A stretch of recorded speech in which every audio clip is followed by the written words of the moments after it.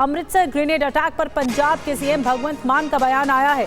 पंजाब को परेशान करने की बहुत कोशिश हो रही है, ये भगवंत मान की ओर से कहा गया है। समय समय पर परेशान करने की कोशिश होती है पंजाब को, ये भी मान की ओर से कहा गया। ड्रग गैंगस्टर फिरौतियों से डिस्टर्ब करने की कोशिश हो रही है। पंजाब को अशांति का सूबा बनाना चाहते हैं, ये भगवंत मान की प्रतिक्रिया सामने आई है। बहुत कोशिशां पंजाब नूं डिस्टर्ब करन दियां समय समय ते चलदियां रहिंदियां ने। कदे कोई आ भी तो ड्रग भी तो एक पंजाब नूं डिस्टर्ब करने की कोशिश ही है, फिर गैंगस्टर, फिर फिरौतियां, है ना, ताकि ये लगे कि पंजाब जिहड़ा वो अशांति का सूबा बन गया फिर दोबारा। जद कि साडे इत्थे कोई त्यौहार जिवें कल होली सी, तुसीं उधरलियां घटनावां देखो कि किवें किते जलूस नूं बड़ी मुश्किल नाल कढना पिया, किते लाठीचार्ज करना पिया, पर साडे इत्थे इस तरह का नहीं हुंदा। जे कोई जिहड़े गैर समाजिक अनसर जिहड़े ने कोई इस तरह की कोशिश करनगे तां पुलिस जिहड़ी है नाल दी रिजल्ट भी दिंदी। पंजाब के अमृतसर में ठाकुर द्वारा मंदिर पर ग्रेनेड हमले से हड़कंप मचा है। इस वारदात को 2 बाइक सवार हमलावरों ने अंजाम दिया। देखिए ये रिपोर्ट। एक हमलावर बाइक पर खड़ा है तो दूसरा हाथ में एक ग्रेनेड लेकर मंदिर की तरफ फेंक रहा है। इस हमलावर ने सड़क पर खड़े होकर मंदिर की तरफ ग्रेनेड फेंका और फिर बाइक पर बैठ गया। दोनों हमलावर इस वारदात को अंजाम देकर फरार हो गए। ये तस्वीरें खंडवाला इलाके में ठाकुर द्वारा मंदिर पर हुए हमले की है। अब इस वारदात की सीसीटीवी फुटेज सामने आई है। यह हमला देर रात 12:35 के करीब हुआ। हमले के वक्त ग्रेनेड धमाके से पूरा इलाका थर्रा उठा। गनीमत यही है कि हमले में कोई हताहत नहीं हुआ। हमले के वक्त पुजारी भी मंदिर में बने एक कमरे में सोए हुए थे। अब पंजाब पुलिस इस वीडियो के आधार पर तफ्तीश में जुटी है और पुलिस ने फिलहाल ठाकुर द्वारा मंदिर को पर्दे से ढक दिया है। मंदिर परिसर को हरे पर्दे से कवर किया गया है।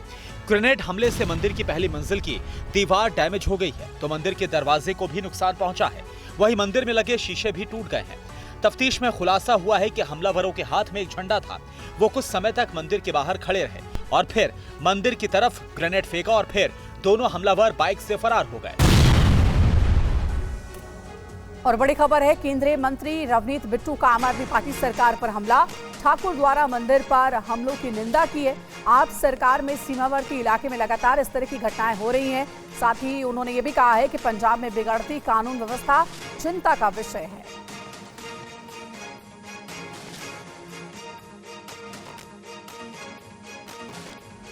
और वहीं इस पूरे मामले में पंजाब सरकार के मंत्री और पुलिस कमिश्नर ने क्या कहा, यह भी आपको सुना देते हैं।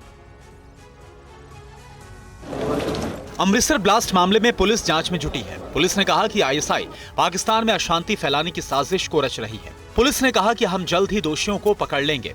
और फोरेंसिक टीम भी बुला ली थी। सीसीटीवी हमने देखा, लोगों से बात भी की, जो सामने घर वाले हैं उनसे भी काफी डिटेल में मेरी बात हुई रहा थी, तो उस पर हमारे पास काफ़ी अच्छे क्लूज आ गए हैं। इसमें बेसिक बात यह है कि पाकिस्तान आईएसआई जो है वो टाइम टू टाइम हमारे यूथ को छोटे लालच के लिए उकसा के ये गलत काम कराने की कोशिश करती है ताकि डिस्टर्बेंस पैदा करे वो पंजाब में।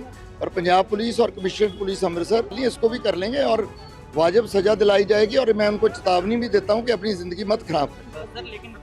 वहीं पंजाब सरकार में मंत्री कुलदीप सिंह ने कहा कि जल्द ही आरोपियों को पकड़ लिया जाएगा। किसी ने राती करीब 12 बजे के बाद कोई शाटा एरिया है हमारा अमृतसर का, उसमें खंडाला एरिया, उधर कोई मंदिर था छोटा, उसमें किसी ने ग्रेनेड वगैरह फेंका पर कोई नुकसान नहीं हुआ, किसी की जान को नहीं हुआ, कुछ नहीं हुआ। और बिहार के मुंगेर में एएसआई की हत्या पर बड़ी खबर आपको बता दें। आरोपी गुड्डू यादव एनकाउंटर में घायल हो गया है। छापेमारी करने गई पुलिस टीम की कार का एक्सीडेंट हुआ। एक्सीडेंट के बाद आरोपी ने गाड़ी से भागने की कोशिश की और पुलिसकर्मी का राइफल छीनने की भी कोशिश की गई। पुलिस की चलाई गोली से गुड्डू यादव घायल हो गया है। थाना प्रभारी समेत 4 पुलिसकर्मी भी घायल हुए इस एनकाउंटर के दौरान।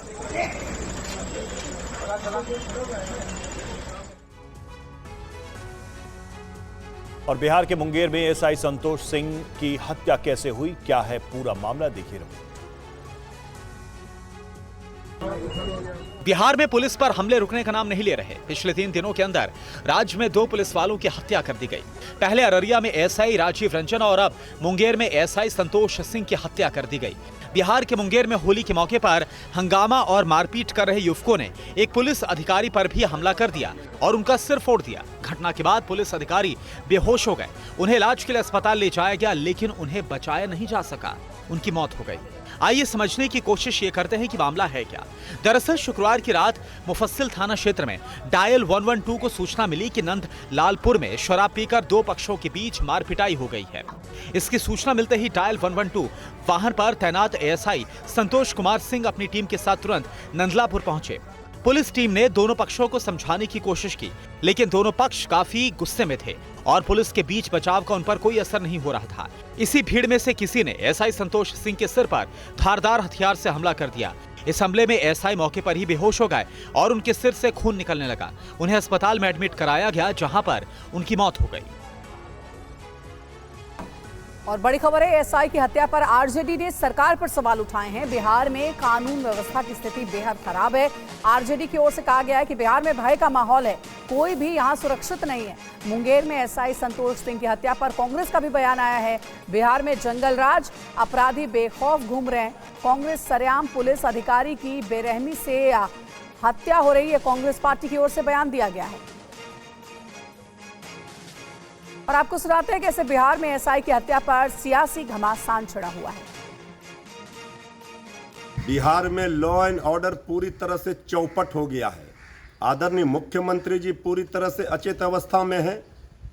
3 दिनों के अंदर 2 पुलिस वाले की हत्या हो गई एएसआई की। अररिया के बाद कल मुंगेर में एक एएसआई पर संतोष कुमार पर हमला किया गया और उनका इलाज के दौरान मौत हो गया। ये अपराधी राज, महाजंगल राज बिहार में कायम हो गया है। ऐसी घटनाओं को हम किसी भी कीमत पर बर्दाश्त नहीं कर सकते हैं। अपराधियों के मनोबल को नहीं बढ़ने दिया जा सकता है। सरकार के इकबाल पर सवाल उठाना तो गलत है, लेकिन घटनाएं घटी हैं और प्रशासन ने त्वरित कार्रवाई की है। यह किसी सोची समझी साजिश का हिस्सा हो सकता है। सरकार को कैसे बदनाम किया जाए, इसका यह विपक्ष का तरीका भी संभव है, लेकिन अपराधियों को यह समझना और जानना होगा, राज्य में सुशासन की सरकार है और कानून का राज। ऐसे तत्वों की जगह जेल में है। बिहार के डिप्टी सीएम विजय सिन्हा का बयान सामने आया। ऐसे लोगों से निपटने के लिए कोई भी तरीका अपनाया जा सकता है। प्रशासन की तरफ से जरूरत पड़ने पर एनकाउंटर भी कर सकते हैं। सरकार की तरफ से पूरी छूट है, ये कहा गया। ये दुखद है। सरकार गंभीरता से लेकर के कार्रवाई करेगी और अपराध और भ्रष्टाचार की मानसिकता को रोकना हम सभी की जिम्मेवारी है। और इसी जिम्मेवारी के लिए भारतीय जनता पार्टी एनडीए गठबंधन सुशासन के लिए सत्ता में आई है, सत्ता में बैठने के लिए नहीं। और हर हाल में एक्शन होगा और ऐसे मानसिकता के लोगों को बख्शे नहीं जाएंगे जो इस तरह के प्रशासन पर अपने दबिश बढ़ाना चाहते हैं। ऐसे लोग को चिन्हित कर करके जिस भाषा में समझेगा उस भाषा में प्रशासन समझाए। इनकाउंटर की भी जरूरत पड़ेगी, इनकाउंटर भी करेगा। आज आरा के अंदर हम प्रभारी मंत्री थे, हमने मुजफ्फरपुर और आरा में साफ शब्दों में कहा है कि अपराधी जिस भाषा में समझता है, भ्रष्टाचारी जिस भाषा में समझता है उस भाषा में समझाइए। सरकार की ओर से खुली छूट है। और बीजेपी नेता की हत्या मामले में आरोपी मन्नू गिरफ्तार किया गया। 2021 में मन्नू की बुआ के नाम खरीदी गई थी जमीन। सुरेंद्र जवाहरा के परिजनों का बयान है कि 3 बीघा जमीन को लेकर दरअसल विवाद चल रहा था। बीजेपी नेता की पत्नी के बयान पर मामला दर्ज हुआ है। हरियाणा में बीजेपी के मुंडलाना मंडल अध्यक्ष सुरेंद्र जवाहरा की हत्या से हड़कंप मच गया है। अब इस वारदात की सीसीटीवी फुटेज सामने आई है। ये वारदात इस दुकान में अंजाम दी गई। जमीन के विवाद में पड़ोसी पर फायरिंग का आरोप लगा है। मृतक सुरेंद्र जवाहरा ने पड़ोसी की बुआ के नाम जमीन खरीदी थी। आरोपी ने जमीन पर कदम न रखने की चेतावनी दी थी। विवादित जमीन पर बुआई करने पर गुस्साए पड़ोसी ने सुरेंद्र जवाहरा पर हमला कर दिया और पिस्तौल से 3 गोली मारकर इस वारदात को अंजाम दिया। अब सदर थाना पुलिस इस पूरे मामले की तफ्तीश कर रही है। दरअसल बीजेपी नेता सुरेंद्र जवाहरा ने अपने परिवार और पार्टी कार्यकर्ताओं के साथ होली खेली और फिर रात को करीब 9 बजे जब वो अपने घर पहुंचे तो पड़ोसी ने पिस्टल से उन पर फायरिंग कर दी। अपनी जान बचाने के लिए सुरेंद्र जवाहरा एक दुकान में घुस गया। हमलावर इस दुकान में भी पहुंच गया और सुरेंद्र जवाहरा पर 3 राउंड फायर किया। 3 गोली लगने के बाद सुरेंद्र जवाहरा ने दम तोड़ दिया। उनका शव गांव खानपुर कला के भगत फूल सिंह राजकीय महिला मेडिकल कॉलेज अस्पताल में रखवाया गया है। इस वारदात से पूरे गांव में शोक का माहौल है। और अब बात होली पर हुए बवाल की। होली के दिन देश के कई शहरों में हिंसक झड़पें हुई। होली के दिन मामूली विवाद पर पत्थरबाजी और आगजनी हुई। 2 गुटों के हिंसक झड़प में कई लोग घायल हो गए। हिंसा और विवाद की 3 तस्वीरें हम आपको दिखा रहे हैं। झारखंड के गिरिडीह में होली जुलूस पर पथराव हुआ तो राजस्थान के सीकर में गुब्बारा फेंकने पर विवाद हो गया। सबसे पहले शुरुआत करते झारखंड की घटना से जो गिरिडीह में। तो गिरिडीह से खबर है, जहां होली के दिन हुई हिंसा के बाद स्थिति फिलहाल नियंत्रण में है। तनाव को देखते हुए भारी संख्या में पुलिस बल की तैनाती की गई। ये झारखंड में गिरिडीह जिले का घोड़थंबा इलाका है, जहां कल होली के दौरान 2 समुदायों के बीच हुई हिंसा के बाद तनाव है। फिलहाल इलाके में भारी संख्या में पुलिस की तैनाती की गई है। पुलिस का कहना है कि अब यहां पर स्थिति नियंत्रण में है। पुलिस लगातार नजर बनाए हुए है। आने जाने वालों की चेकिंग हो रही है। शुक्रवार को होली के जुलूस के दौरान यहां पर जबरदस्त हंगामा हुआ था। एक समुदाय ने होली के जुलूस का इलाके से गुजरने का विरोध किया, जिसके बाद दोनों समुदाय के बीच झड़प हो गई। दोनों पक्षों ने एक दूसरे पर पथराव किया। कई दुकान और गाड़ियों में आग भी लगा दी, जिसके बाद यहां पर हालात और भी ज्यादा बेकाबू हो गए थे। हालात संभालने के लिए कई थानों की पुलिस को बुलाया गया था। हालात को काबू में करने के लिए पुलिस को काफी मशक्कत करनी पड़ी। इस घटना में 10 से ज्यादा लोग घायल हो गए हैं। 2 समुदायों के बीच पथराव में 5 पुलिस वाले भी घायल हुए हैं। इस मामले में पुलिस ने कई लोगों को हिरासत में लिया है। घटना के बाद से इलाके में धारा 144 लागू है। पुलिस सीसीटीवी फुटेज की मदद से आरोपियों की पहचान कर रही है। पुलिस ने साफ कहा कि माहौल खराब करने वालों पर कड़ी कार्रवाई की जाएगी। और वहीं पश्चिम बंगाल की बात करें तो पश्चिम बंगाल के बीरभूम में 2 गुटों के बीच पथराव की खबर है। हालात को देखते हुए भारी संख्या में पुलिस बल की तैनाती की गई है। ये पूरा मामला क्या है, आप देखिए। 2 गुटों के बीच बवाल, पत्थरों की बौछार, सैकड़ों लोग आमने सामने। तस्वीरें पश्चिम बंगाल के बीरभूम की है। यहाँ पर 2 पक्षों के बीच जमकर पथराव हुआ। दोनों गुटों में हुई पत्थरबाजी में महिलाएं भी हिंसा में शामिल दिखी। कई महिलाओं के हाथ में डंडे और पत्थर थे और दोनों तरफ से एक दूसरे पर काफी देर तक हमला होता रहा। इस पत्थरबाजी और झड़प में दोनों गुटों के 20 से ज्यादा लोग घायल हुए।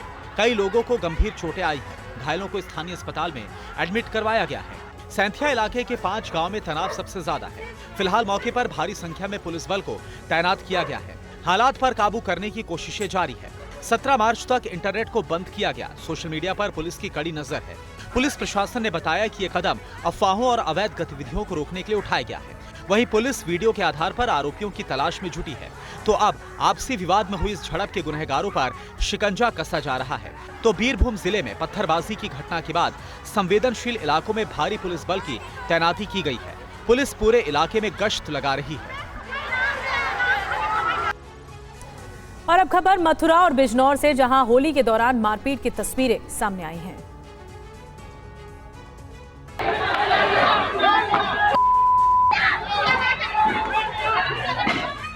मथुरा में एक ही समुदाय के 2 पक्ष आपस में भिड़ गए। दोनों तरफ से जमकर पत्थरबाजी हुई, जिसका वीडियो भी सामने आया है। इस घटना से इलाके में तनाव का माहौल है।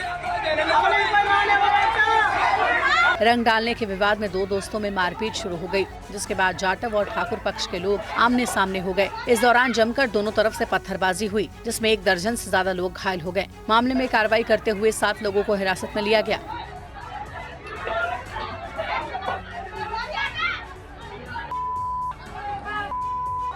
वहीं उत्तर प्रदेश के बिजनौर में भी रंग लगाने पर विवाद हो गया। दरअसल लड़की के भाई ने रंग लगाने का विरोध किया, जिस पर 4 दबंग युवकों ने पुलिसकर्मी के सामने मारपीट कर लड़की के भाई को ही घायल कर दिया। पुलिस ने 4 युवकों के खिलाफ छेड़छाड़ और मारपीट का मुकदमा दर्ज किया है।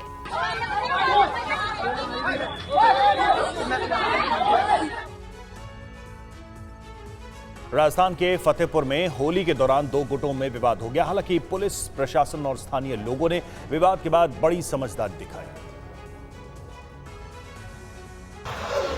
तस्वीरों में देख सकते हैं कि काफी संख्या में लोग पुलिस थाना पहुंचे। यहां पुलिस प्रशासन से शिकायत की। पुलिस ने सभी को बिठाकर समझाया और कहा कि कार्रवाई की जाए। सभी बड़े ही शांतिपूर्वक तरीके से पुलिस की बात सुनते नजर आए और आखिर में सभी राजी खुशी थाने से निकल पड़े।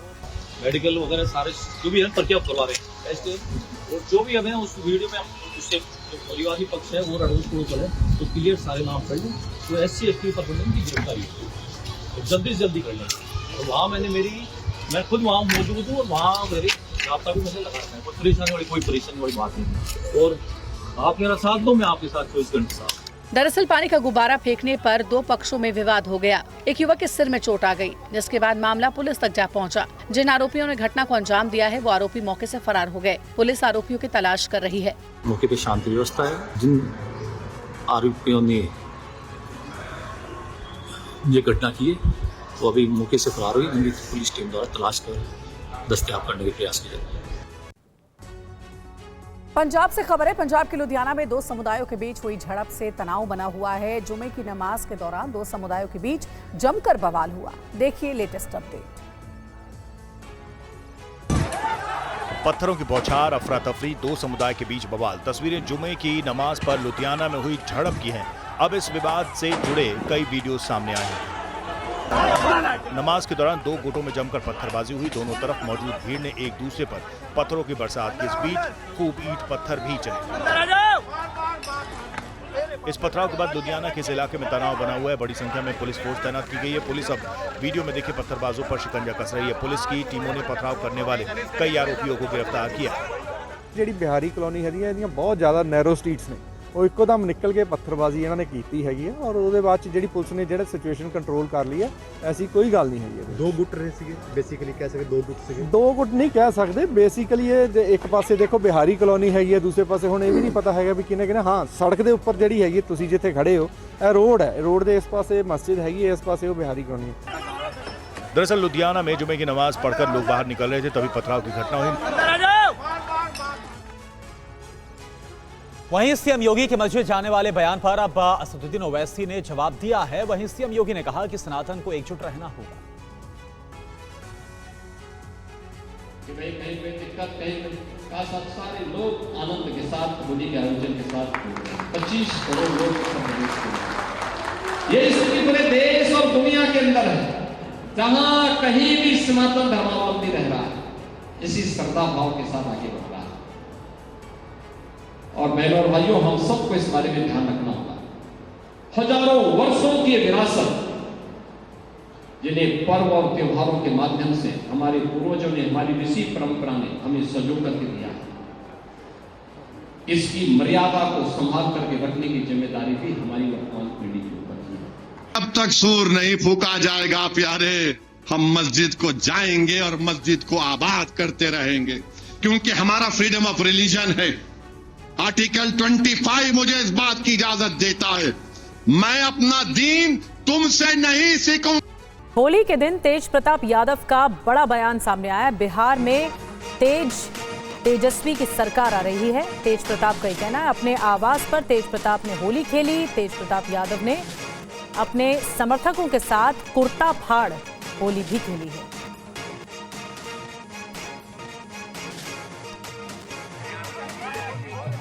आपको सुनाएंगे तेज प्रताप यादव ने क्या दावा किया, लेकिन पहले आपको दिखाते हैं कैसे उन्होंने जबरदस्त होली खेली है। कुर्ता फाड़ होली खेली है तेज प्रताप यादव।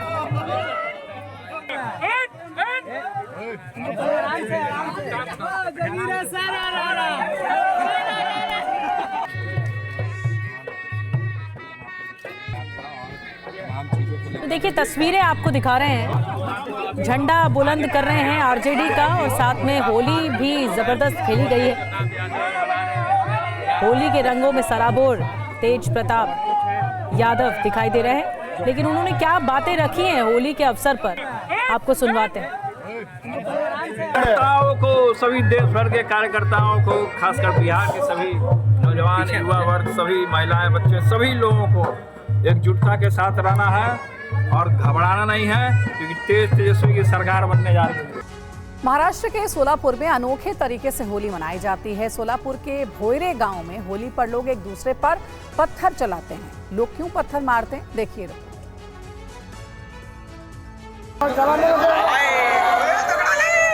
पत्थरबाजी की ये तस्वीरें किसी उपद्रव या बवाल की नहीं है, बल्कि ये एक परंपरा है जहां पर गांव के लोग दो गुट बनाकर एक दूसरे पर जमकर पत्थरबाजी करते हैं। इसमें घायल हुए लोगों के साथ गांव के जगदम्बा देवी मंदिर में भंडारा लगाया जाता है। गांव वालों का मानना है कि जितने ज्यादा लोग घायल होंगे उतनी ही अच्छी बारिश होगी। भोयरे की जगदम्बा मंदिर ऊंचाई पर स्थित है। इस मंदिर में गांव वालों का एक गुट रुकता है, जबकि नीचे गांव के मुख्य चौक में दूसरा गुट खड़ा होता है। नीचे खड़े गुट के लोग ऊंचाई पर स्थित मंदिर के गुट पर पत्थर फेंकते हैं और ऊपर से चौक में खड़े लोगों पर पत्थर फेंके जाते हैं। आपको बता दें कि नीचे खड़े लोग अपने ऊपर आने वाले पत्थरों से बचने की कोशिश करते हैं, लेकिन इस पत्थरबाजी में कुछ लोगों को पत्थर लगता है और खून भी निकलता है। घायल व्यक्ति को मंदिर में ले जाकर उसकी चोट पर देवी का भंडारा लगाया जाता है। गांव वालों का मानना है कि इससे चोट ठीक हो जाती है। भोयरे गांव की खून की होली देखने के लिए आसपास के गांव के लोग इकट्ठा होते हैं। और वहीं जापान की होली आपको दिखाते हैं। जापान में भी हिंदुओं ने जमकर होली खेली है, जिसकी तस्वीरें सामने आई हैं। रिपोर्ट आप देखिए।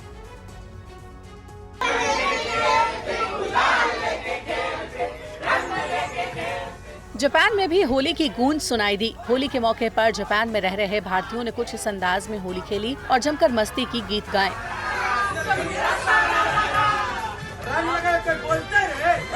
जापान में कुछ प्रवासियों ने एक साथ मिलकर रंगों के त्योहार होली को हर्ष और उल्लास के साथ मनाया। जापान, जो अपनी सफाई और अनुशासन के लिए जाना जाता है, इस साल खुले में होली मनाने की अनुमति नहीं दी, लेकिन इससे उमंग में कोई कमी नहीं हुई। लोगों ने एक साथ मिलकर पुआ, पकौड़े और पारंपरिक व्यंजनों का आनंद लिया। सभी ने एक दूसरे को गुलाल लगाकर होली की शुभकामनाएं दी और मीठे पकवानों से मुंह मीठा कराया। रंगों और भाईचारे के इस उत्सव में सभी प्रवासी भारतीयों ने अपनेपन और परंपरा का सुखद एहसास किया।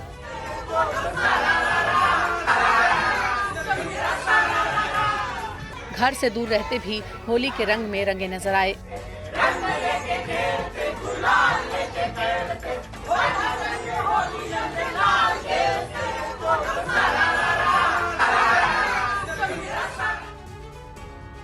और पाकिस्तान में कड़ी सुरक्षा के बीच महाराष्ट्र के लातूर में फर्जी बर्थ सर्टिफिकेट बनवा रहे 9 बांग्लादेशियों के खिलाफ एफआईआर दर्ज की गई है। इनके खिलाफ जल्द कार्रवाई होगी। महाराष्ट्र में अवैध रूप से रह रहे बांग्लादेशियों के खिलाफ लगातार कार्रवाई जारी है। महाराष्ट्र के मराठवाड़ा के लातूर में बांग्लादेशी जन्म प्रमाण पत्र घोटाला सामने आया है। लातूर में 9 बांग्लादेशी फर्जी बर्थ सर्टिफिकेट बनवाकर रह रहे थे। इन लोगों के खिलाफ पुलिस ने मामला दर्ज किया है। बीजेपी नेता किरीट सोमैया ने अपने सोशल मीडिया एक्स पर इन सभी लोगों की जानकारी शेयर की है। अब लातूर में भी बांग्लादेशी खोटे कागज पत्र देकर जन्म प्रमाण पत्र प्राप्त करने के लिए गुनाह एफआईआर दाखिल हुआ है। 9 लोगों के ऊपर कार्रवाई होगी। जो भी बांग्लादेशी इलीगल डॉक्यूमेंट देकर बर्थ सर्टिफिकेट प्राप्त करना चाहते हैं, सब बांग्लादेशी को महाराष्ट्र से वापस भेजा जाएगा।